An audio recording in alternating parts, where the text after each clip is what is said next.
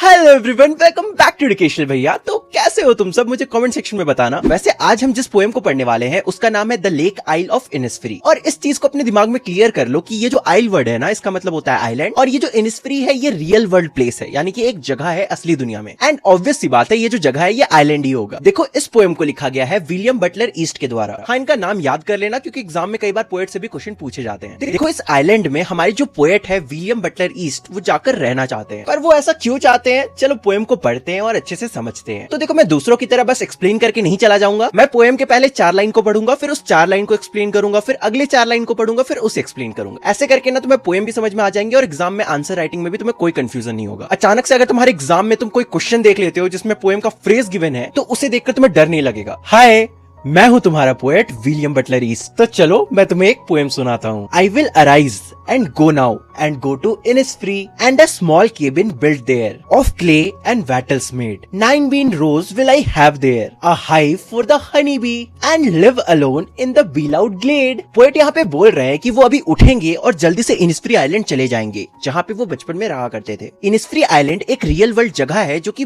बहुत ही ज्यादा पीसफुल और नेचुरल है। इसलिए हमारे जो पोएट है वो शहर के भागदौड़ से बाहर जाना चाहते हैं। हमारे पोएट को सिटी का लाइफ बिल्कुल भी नहीं पसंद है। हमारे पोएट शहर के भागदौड़ से दूर जाना चाहते हैं, इसलिए वो इनिस्फ्री आइलैंड जाना चाहते हैं और वहां पहुंचकर वो एक छोटा सा घर बनाना चाहते हैं। और वो घर बनाना चाहते हैं क्ले यानी कि मिट्टी से और वैटल्स यानी कि लकड़ियों के टहनियों से। बेसिकली वो मिट्टी और लकड़ी के टहनियों से अपना घर बनाना चाहते हैं। और तो और वो अपने घर के सामने यानी कि गार्डन में 9 लाइन्स में बीन्स की सब्जियां उगाना चाहते हैं। अब तुम लोग सोच रहे हो कि भैया पोएट 9 लाइन्स में ही बीन्स की सब्जियां क्यों उगाना चाहते हैं, मतलब वो 8 लाइन्स या 10 लाइन्स में भी उगा सकते हैं ना, 9 ही लाइन्स क्यों? तो देखो, ये तो मुझे भी नहीं पता और तुम्हारे पोएम में भी गिवन नहीं है, लेकिन हो सकता है 9 उनका लकी नंबर होगा। तुम्हारा क्या जा रहा है, तुम्हें बड़ा दखल अंदाजी करना है पोएट की लाइफ में। आगे सुनो वो और क्या क्या चाहते हैं। हमारे पोएट अपने घर और गार्डन के अलावा एक मधुमक्खी का छत्ता भी बनाना चाहते हैं, यानी कि मधुमक्खी का घर भी बनाना चाहते हैं, जहां पर मधुमक्खी रह सके और मधु बना सके, यानी कि हनी बना सके, ताकि हमारे पोएट जब भी चाहे वो आराम से हनी निकाल कर खा सके। बेसिकली हमारे पोएट एक पीसफुल और नेचुरल लाइफ जीना चाहते हैं। पोएम का पहला 4 लाइन बहुत ही इजी था। अब हम अगले 4 लाइन को पढ़ते हैं, यानी कि सेकंड स्टैंजा को पढ़ते हैं। And I shall have some peace there, for piece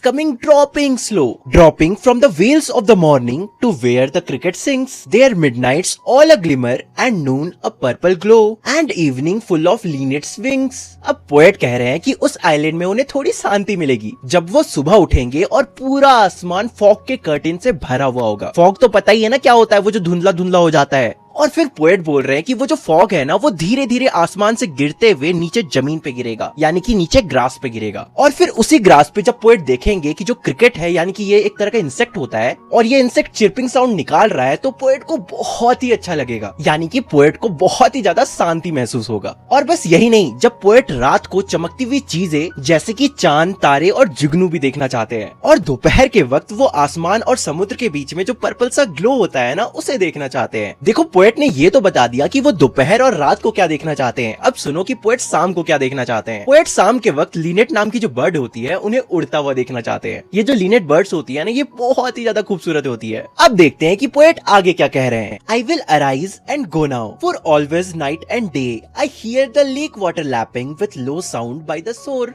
while I stand on the roadway or on the pavement's grey, I hear it in the deep heart score. अब poet कह रहे हैं कि उनके अंदर बिल्कुल भी सब्र नहीं रहा, वो जल्दी से जल्दी इनिस्फ्री जाना चाहते हैं, क्योंकि हर दिन और हर रात बस उन्हें एक ही आवाज सुनाई दे रही है, और ये आवाज इनिस्फ्री के अंदर ही एक लेक की पानी की धीमी धीमी आवाज है। जो लेक की पानी है ना, वो किनारे पे धीरे धीरे टकरा रहा है, और ये जो लेक की पानी टकराने की आवाज है ना, ये इस वक्त पोएट के कानों में गूंज रहा है। पोएट कह रहे हैं कि वो अभी शहर के अंदर एक गंदे फुटपाथ पे खड़े हैं, और तब भी ये जो आवाज है ना पानी के टकराने की, ये उनके कानों में गूंज रहा है। और फिर लास्ट लाइन में पोएट कहते हैं कि ये आवाज सिर्फ मेरे कानों में नहीं गूंज रहा है, बल्कि कानों के साथ ये आवाज मेरे दिल में भी गूंज रहा है। और पोएट को ऐसा लग रहा है ना कि जैसे उनका दिल अंदर की गहराइयों से उन्हें कह रहा है कि जा इनिस्फ्री जा, वहां पे तुम्हें शांति मिलेगी। और इस तरह से ये जो तुम्हारा पोएम है ये खत्म होता है। आई होप सो तुम्हें पूरा पोएम अच्छे से समझ में आ गया होगा। देखो, मैं चाहता ना तो 2 मिनट में भी इस चैप्टर को खत्म कर सकता था, लेकिन इतने डिटेल में जाना तुम्हारे लिए इंपॉर्टेंट है, क्योंकि एग्जाम में क्वेश्चंस बनेंगे तो लिखोगे क्या, इसलिए मैंने हर लाइन को डिटेल में एक्सप्लेन कर दिया। आई होप सो तुम्हें समझ में आ गया होगा। तो अगर वीडियो पसंद आता है वीडियो को लाइक करो, चैनल को सब्सक्राइब करो। तो मुझसे मिलता है अगले वीडियो में, तब तक के लिए बाय बाय। और हाँ, मुझे इंस्टाग्राम में फॉलो करना मत भूलना, लिंक डिस्क्रिप्शन में गिवन है।